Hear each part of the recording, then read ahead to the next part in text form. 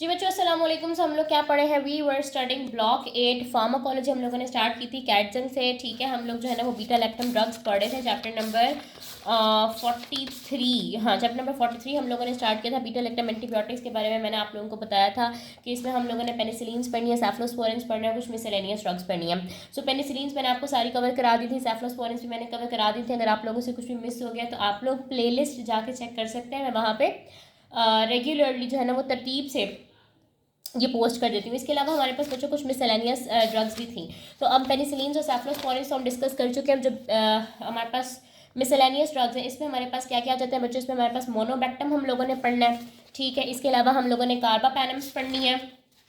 इसके अलावा कुछ अदर सेल वॉल या सेल मेम्ब्रेन एक्टिव एजेंट्स हैं, वो हम लोगों ने पढ़ना। तो बच्चों छोटा सा ही टॉपिक है, बस जल्दी से हम इसको कवर करते हैं। ये फिर हमारे पास चैप्टर नंबर 43 इंशाल्लाह कवर हो जाएगा। फिर हम लोगों ने जो नेक्स्ट चैप्टर है 44, वो हम लोगों ने 44 और 45 प्रोटीन सिंथेसिस इनहिबिटर के बारे में, तो इंशाल्लाह इसके बाद हम लोग वो कवर करेंगे। अच्छा बच्चों, हम लोग मोनोबैक्टम की बात करें। मोनोबैक्टम में हमारे पास मोनोबैक्टम जो है ना वो क्लास या ग्रुप का नाम है, और उसके अंदर जो रिप्रेजेंटेटिव ड्रग है उसका नाम है एस्ट्रियोनैम। इसका मैकेनिज्म ऑफ सॉरी बच्चों, मेरा गला थोड़ा सा ख़राब है। मैकेनिज्म ऑफ एक्शन क्या है कि बच्चों, ये जो हमारे पास एस्ट्रियोनैम है ये भी हमारे पास सेल वॉल सिंथेसिस इनहिबिटर है। जिस तरह हम लोगों ने पेनिसिलिन पढ़ी है, सेफ्लोस्पोरिन पढ़ी है, बिल्कुल इसी तरह से ये जो ड्रग होती है ये भी हमारे पास सेल वॉल की सिंथेसिस को इनहिबिट कर रही होती है। अगर हम इसकी फार्माकोकाइनेटिक्स देखें तो इसको हमेशा आईवी एडमिनिस्टर किया जा रहा होता है, यानी कि आपने ये ऑरली नहीं लेनी होती, ये हमने हमेशा इंट्रावीनस लगती है, पैरेंटल रूट से लगती है। एलिमिनेशन होती है इसकी bye renal system tubular secretion के थ्रू। ठीक है, एक्टिविटी हमारे पास इसकी होती है अगेंस्ट ग्राम नेगेटिव एरोब्स। ठीक है, आप लोगों ने ये निशानी लगा लेनी है कि ए आ रहा है इसके नाम के अंदर, एरोब भी हमारे पास ए से बनता है। सो ग्राम नेगेटिव एरोब्स के अगेंस्ट जो है ना वो इसकी एक्टिविटी होती है। इसके एडवर्स इफेक्ट में इसके कुछ जीआईटी इफेक्ट्स हैं, वर्टाइगो यानी कि चक्कर वगैरह का आना, हेडेक, सर दर्द, स्किन रैशेज। अच्छा, आप लोगों ने नोटिस किया होगा कि स्किन रैशेज या hyper sensitivity reaction GIT effect होता है, नोजिया, वोमिटिंग, डायरिया, वो तकरीबन तमाम ड्रग्स के अंदर ही होता है। ठीक है, इसलिए वो जब भी आपसे एमसीक्यूज के अंदर पूछेगा तो स्किन रैशेज या जीआईटी के इफेक्ट्स के बारे में नहीं पूछेगा, कोई ऐसा एडवर्स इफेक्ट पूछा जाता है जो कि सिर्फ उसी ड्रग का स्पेसिफिक इफेक्ट हो, जिस तरह मैंने आप लोगों को बताया था। अच्छा नहीं, वो मैंने अभी आप लोगों को आगे बताना है, वैनकोमाइसिन वगैरह के अंदर बताना है। ठीक है, तो बच्चों ये हम लोगों ने मोनोबैक्टम के बारे में पढ़ा। एस्ट्रोनम इतनी ज़्यादा इंपॉर्टेंट नहीं है। ये ड्रग्स जो मैंने आप लोगों को पेनिसिलिन्स पढ़ाई हैं, सेफ्लोस्पोरिन्स खासतौर पर जो थर्ड जनरेशन सेफ्लोस्पोरिन्स है वो ज़्यादा इंपॉर्टेंट है। इनके मैकेनिज्म ऑफ एक्शन आप लोगों को अच्छे से आने चाहिए, और एडवर्स इफेक्ट के अंदर आपको हाइपर सेंसिटिविटी आना चाहिए। तो एस्ट्रोनैम में हमने क्या पढ़ा कि ये सेल वॉल सिंथेसिस इनहिबिटर है, हम इसको आईवी दे रहे होते हैं। एलिमिनेशन किस रूट से होती है, रीनल से होती है। Activity against gram negative aerobes होती है, और कुछ इसके एडवर्स इफेक्ट्स होते हैं। नेक्स्ट हमारे पास आ जाते हैं बच्चों कार्बापेनम्स। कार्बापेनम्स हमारे पास बहुत ज़्यादा ब्रॉड स्पेक्ट्रम ड्रग्स है। अगर आप पूछे कि अब तक की सबसे ज़्यादा ब्रॉड स्पेक्ट्रम ड्रग, तो हमारे पास carbapenem, they are very very broad spectrum. Carbapenems हमारे पास ग्रुप का नेम है। इसके अंदर हमारे पास 4 ड्रग्स आती हैं, 4 इसकी रिप्रेजेंटेटिव ड्रग्स हैं। कौन कौन सी? इमीपेनम, मीरोपेनम, डोरीपेनम और अर्टापेनम। ठीक है, इमीपेनम, मीरोपेनम, डोरीपेनम और अर्टापेनम, इन सबको हम बोलते हैं कार्बापेनम। इनमें से जो इमीपेनम है ना, इससे ज़्यादा एमसीक्यूज पूछे जा सकते हैं। एक्टिविटी अगर पूछे तो ये हमारे पास बहुत ज़्यादा ब्रॉड स्पेक्ट्रम होती है। ये हमारे पास अगेंस्ट हम एनारोब्स दे रहे होते हैं, अगेंस्ट ग्राम पॉजिटिव होगा, अगेंस्ट ग्राम नेगेटिव रॉड्स। इसमें से जब एमसीक्यूज आएगा बच्चों तो वो आप लोगों से पूछेगा कि बहुत ज़्यादा ब्रॉड स्पेक्ट्रम यूँ करके पूछ लेगा। ठीक है, या वो एमसीक्यू में मेंशन करेगा कि उसको कोई मिक्स्ड इन्फेक्शन है तो उसके लिए हम कौन सी दवाई देंगे। तो आप लोगों ने देखना कि इसकी ग्राम पॉजिटिव कवरेज भी है, ग्राम नेगेटिव कवरेज भी है, और एनारोब से अगेंस्ट भी कवरेज है। तो बहुत ज़्यादा ये वाइड स्पेक्ट्रम है, और इसकी 4 रिप्रेजेंटेटिव ड्रग्स भी हैं। इसके आप लोग ये निशानी लगा सकते हो कि ये सी से बन रहा है, तो सी से हम लोग को काय याद कर लेते हैं। ठीक है, और बीच में हमारे पास ए आ रहा है, ए से हम लोग एनारोब याद कर लेते हैं, और एन भी इसके अंदर आ रहा है तो उससे आपने नेगेटिव याद कर लेना। तो ग्राम पॉजिटिव को काय, gram negative rods, anaerobes. Overall ये बहुत ज़्यादा ब्रॉड स्पेक्ट्रम है। ये हमारे पास 4 ड्रग ऑफ चॉइस होती है फॉर एंट्रोबैक्टर, सिराटिया एंड सिट्रोबैक्टर। ये कुछ ऑर्गेनिजम्स के नेम है, कुछ बैक्टीरिया के नेम है वगैरह के। ये कोर ड्रग ऑफ चॉइस है, यानी कि ये बुनियादी तौर पर तो ड्रग इनके इलाज के लिए नहीं दी जाती, लेकिन जो इनकी असल ड्रग ऑफ चॉइस है उसके साथ मिला के हम ये दे सकते हैं, या फिर उसको अल्टरनेटिवली दे सकते हैं। अब जैसे मैंने आप लोगों को स्टार्ट में बताया कि जो इमीपेनम है ना, ये हमारे पास कुछ ज़्यादा इंपॉर्टेंट ड्रग है। तो मैं इसकी एक आप लोगों को बात बताऊँ जो जिससे एमसीक्यूज आ सकते हैं, वो ये है बच्चे कि जब हम लोग इमीपेनम दे रहे होते हैं तो इमीपेनम कभी भी हम लोग अकेले नहीं देते हैं। इमीपेनम हमेशा हम लोग मिलाकर देते हैं साइलास्टैटिन के साथ। ठीक है, अब साइलास्टैटिन इज अनदर ड्रग। ऐसा क्यों होता है कि जब हम इमीपेनम अकेले देते हैं ना, तो उसकी रैपिड डिस्ट्रक्शन हो जाती है आपकी बॉडी के अंदर, यानी कि आपकी बॉडी जो है ना वो इमीपैनम को फ़ौरन से डिस्ट्रॉय कर देती है। किस तरीके से? रीनल डिहाइड्रोपेप्टाइडेज 1 के थ्रू, यानी कि आपकी बॉडी एक एंजाइम रिलीज करती है, दैट इज रीनल से किडनी से रिलीज होता है डिहाइड्रोपेप्टाइडेज 1, जो कि इमीपैनम को टारगेट करके इसको खत्म कर देता है। दैट्स वाई हम साइलास्टैटिन बाहर से देते हैं ताकि साइलास्टैटिन इसको खत्म कर दे और ये वाला एंजाइम जो है ना वो इमीपैनम को कुछ ना करे और इमीपैनम अपना काम आराम से कर सके। तो ये आप लोगों ने एमसीक्यूज पॉइंट ऑफ व्यू के लिए याद रखना है। एडवर्स इफेक्ट भी आप लोगों को जो है ना इमीपैनम के आने चाहिए। GIT distress, skin rashes, CNS toxicity या कन्फ्यूजन और सीजर्स वगैरह भी जो है ना ये कॉज कर रही होती है, यानी कि हाइपर सेंसिटिविटी, जीआईटी डिस्ट्रेस, इसके अलावा सीएनएस के टॉक्सिक इफेक्ट से कॉज कर सकती है, कन्फ्यूजन और सीजर्स वगैरह हो सकते हैं। ठीक है, तो यहाँ तक हम लोगों ने मोनोबैक्टम, पहले हमने पेनिसिलिन पढ़े, फिर हम लोगों ने सेफ्लोस्पोरेंस पढ़े, फिर हमने मिसलेनियस ड्रग्स के अंदर मोनोबैक्टम और कार्बापेनम्स पढ़े। अब हमारे पास कुछ और अदर सेल वॉल या सेल मेम्ब्रेन एक्टिव एजेंट्स हैं। इसके अंदर हमारे पास क्या आ जाता है? वैनकोमाइसिन, काफ़ी ज़्यादा इंपॉर्टेंट है वैनकोमाइसिन। इसके एडवर्स इफेक्ट अक्सर पूछ लेते होते हैं एमसीक्यूज़ के अंदर, पहले पूछते होते थे, एमसीक्यूज़ के अंदर आ सकता है। वैनकोमाइसिन जो है ना मैं आप लोगों को पढ़ाऊंगी। इसके अलावा 2-3 और ना 2-2 लाइनों की ड्रग्स लिखी हुई थी, तो वो बच्चा आप लोगों ने ना खुद एक दफ़ा रीड कर लेनी है। जो ज़्यादा इंपॉर्टेंट चीज़ है मैंने कहा कि मैं वो आप लोगों को पढ़ा देती हूँ। वैनकोमाइसिन हमारे पास एक बैक्टीरिसिडल ड्रग है, यानी कि ये बैक्टीरिया को किल कर देती है।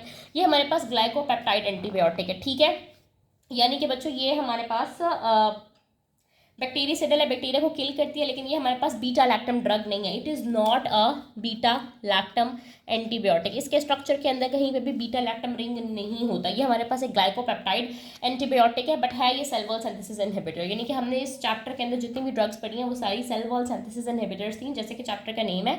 लेकिन ये जो वैनकोमाइसिन ड्रग है ये बीटा लैक्टम ड्रग नहीं है, ये ग्लाइकोपेप्टाइड एंटीबायोटिक है।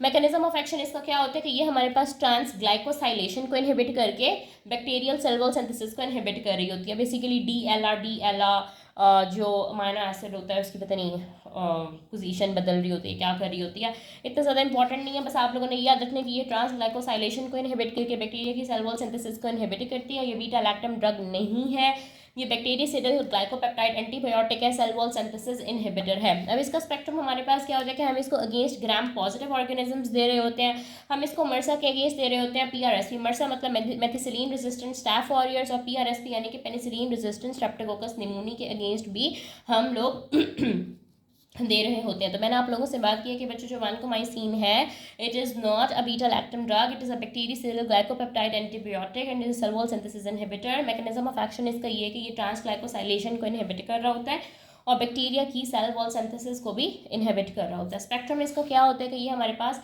Against gram positive organisms, against MRSA, against PRSP काम कर रहा होता है।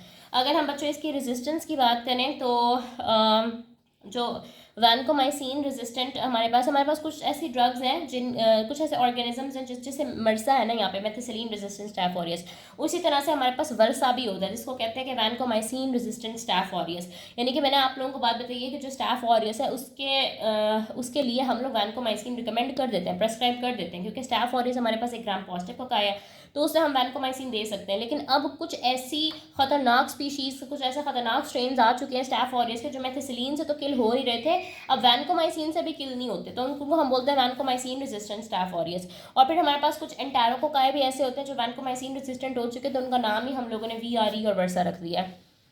ठीक है, तो मैंने आपको बताया कि इसका स्पेक्ट्रम कहाँ पे है, ग्राम पॉजिटिव ऑर्गेनिज्म, मर्सा और PRSP, और ये हमारे पास बीटा लैक्टम ड्रग नहीं है, बैक्टीरियासिडल ग्लाइकोपेप्टाइड एंटीबायोटिक है। क्योंकि ये बीटा लैक्टम ड्रग नहीं है, इसीलिए हम अगर किसी बंदे को लेट सपोज पेनिसिलिन से एलर्जी, और हम कह रहे हैं कि पेनिसिलिन से एलर्जी है उसको, तो हम सेफ्लोस्पोरिन भी नहीं लगाएंगे क्योंकि वो बीटा लैक्टम ड्रग है, और हम कोई भी उसको बीटा लैक्टम ड्रग नहीं दे सकते, तो उसके लिए वैनकोमाइसिन एक अच्छा ऑप्शन होता है कि आप वैनकोमाइसिन दे दो, क्योंकि वैनकोमाइसिन बीटा लैक्टम ड्रग नहीं है तो क्रॉस रिएक्टिविटी का इतना चांस नहीं होगा। अब यूजेस क्या क्या होते हैं बच्चों, हम इसको एक तो मैंने बात बताई मर्सा की इन्फेक्शन में दे रहे होते हैं, दूसरा मैंने आप लोगों को जब माइक्रो पढ़ाई थी तो मैंने आपको कहा था कि क्लिंडामाइसिन के इस्तेमाल की वजह से एंटीबायोटिक एसोसिएटेड स्यूडोमेम्ब्रेनस कोलाइटिस हो जाता है क्लॉस्ट्रीडियम डिफिसाइल इन्फेक्शन की वजह से।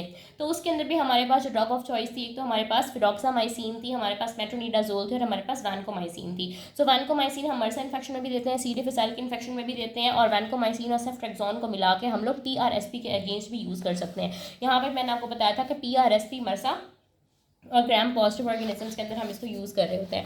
टॉक्सिसिटी बच्चों इसकी काफ़ी ज़्यादा इंपॉर्टेंट है, ये क्या क्या कॉज कर रही होती है, चिल्स एंड फीवर यानी कि बुखार और सर्दी वगैरह, इसके अलावा फ्लेबाइटिस हमारे पास होता है कि जैसे हम अगर इंट्रावीनस इसका इंजेक्शन लगा रहे हैं तो वेन्स के अंदर जो है ना वहाँ पे इन्फ्लेमेशन हो जाएगी, सूजन हो जाएगी। Phlebitis is that. ऑटोटॉक्सिसिटी यानी कि हेयरिंग लॉस वगैरह कॉज करा रही होती है, ईयर्स को इफेक्ट कर रही होती है। Auto means year. नेफ्रोटॉक्सिसिटी यानी कि ये किडनीज को डैमेज कर रही होती है। इसके अलावा इसका बहुत इंपॉर्टेंट एडवर्स इफेक्ट है रेड मैन सिंड्रोम। ये आप लोगों ने अच्छे से याद करना है क्योंकि ये आ सकता है एग्जाम्स में, एमसीक्यूज में।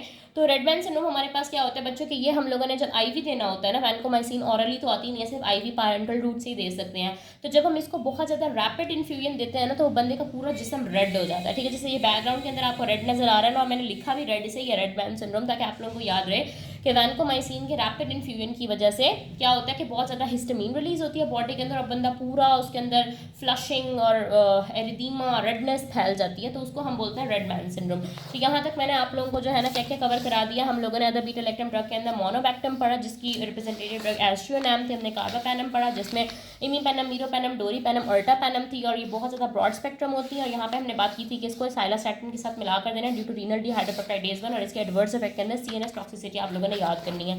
फिर एस्ट्रियोनैम के अंदर जो याद करने वाली बात है, एक इसकी ग्राम नेगेटिव एरोब्स के खिलाफ हम लोग दे रहे होते हैं, और ये भी सेल वॉल सिंथेसिस इनहिबिटर है। फिर मैंने आप लोगों को यहाँ से जो वैनकोमाइसिन पढ़ाया, आप लोगों ने याद रखने की ये बीटा लैक्टम ड्रग नहीं है, ये ग्लाइकोपेप्टाइड है। इसका स्पेक्ट्रम आप लोगों ने याद रखना है, मर्सा, पीआरएसपी और ग्राम पॉजिटिव ऑर्गेनिज्म। इसके अलावा आप लोगों ने इसके यूजेस याद रखने हैं, सी डिफिसाइल इन्फेक्शन, मर्सा इन्फेक्शन और पीआरएसपी इन्फेक्शन। और इसके अलावा आप लोगों ने इसकी टॉक्सिसिटी बहुत अच्छे से याद रखनी है। इसमें रेड मैन सिंड्रोम का आप लोगों ने भूलना नहीं है। बाकी हमारे पास थोड़ी सी चीज़ें बच गई थी, वो फॉस्फोमाइसिन है, आई थिंक बिसिट्रसिन है, थोड़ी 2-3 ड्रग्स हैं, वो आप लोगों ने खुद रीड कर लेनी है एक दफ़ा। इतनी ज़्यादा वो इंपॉर्टेंट नहीं है, वरना मैं करवा देती। और नेक्स्ट उसके अंदर हम नेक्स्ट वीडियो के अंदर इंशाल्लाह हम लोग प्रोटीन सिंथेसिस इनहिबिटर्स के बारे में पढ़ेंगे। बच्चों, अगर आप लोग मेरा गाइडलाइंस का ग्रुप ज्वाइन करना चाहते हो तो आप लोग मेरे नंबर के ऊपर जो है ना वो मुझे टेक्स्ट कर दें, और मेरा नंबर क्या है 0333164155। अच्छा, मेरी तबीयत भी कुछ ख़राब थी, और मेरा जो है ना वो सेशन भी चल रहा है साथ साथ, अल्हम्दुलिल्लाह 10 days हैव पास्ट। तो मैं नियोप्लेजिया और ये सब कुछ इंशाल्लाह आपसे रेगुलरली पोस्ट किया करूँगी, क्योंकि सेशन भी ऑलमोस्ट एंड होने वाला है और तबीयत भी थोड़ी बहुत बेहतर हो गई, और आप लोग बहुत ज़्यादा रिक्वेस्ट भी कर रहे थे। बाकी जो फार्मा रिलेटेड गाइडलाइंस है वो मैं कोशिश करती हूँ कि वीडियो में साथ साथ आपको बता दिया करूँ कि इस चैप्टर से क्या चीज़ इंपॉर्टेंट है, क्या क्या सवाल बन सकते हैं। बाकी जो पीडीएफ के ऊपर करने वाला काम होता है वो भी मैं इंशाल्लाह आप लोगों के साथ जल्द शेयर कर दूँगी। और आप लोगों ने प्लीज़ वीडियो को लाइक करना है, सब्सक्राइब करना है, चैनल को अपने फ्रेंड्स के साथ शेयर करना है। Thank you very much.